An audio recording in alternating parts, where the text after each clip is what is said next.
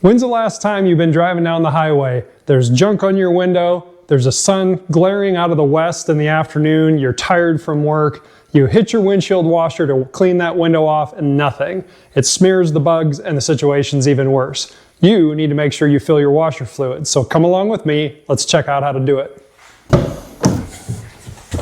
Oh, hey. So you climb in your vehicle and you get a low washer fluid alarm. What are you gonna do? So most modern vehicles are gonna give you some kind of a low windshield washer alarm, which at key on, I got not only alarm, but I've also got the small icon indicator down on the bottom to tell me it's time to refill that reservoir. So with your engine not running, pop your hood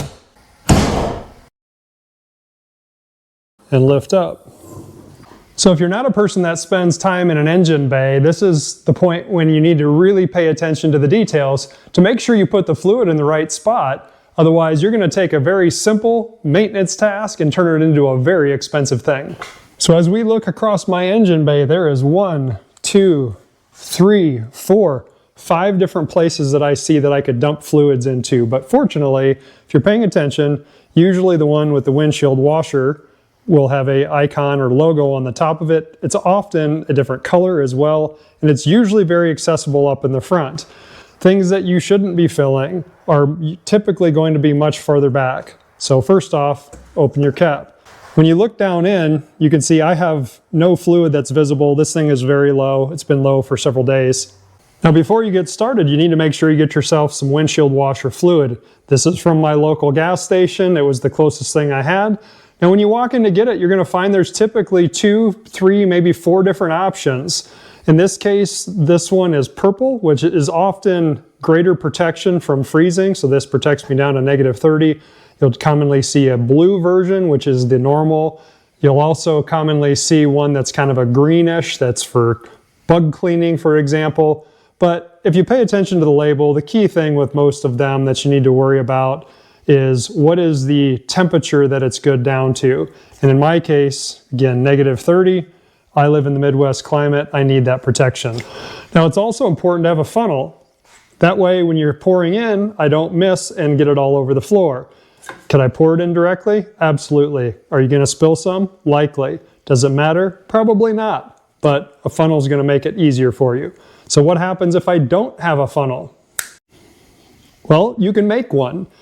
Simple hack, take any plastic bottle, whether it is a Gatorade bottle, which would work better in this situation, a water bottle, soda bottle, cut the bottom off of it, take the top off, and you've got a perfectly good funnel. Now simply take your fluid and pour it in.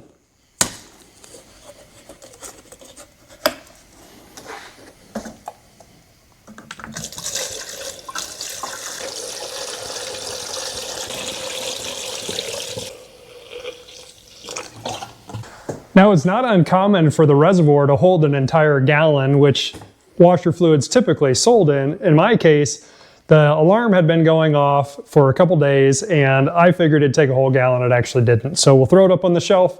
We'll have some left over for next time. Next we have to take and let's get rid of our funnel.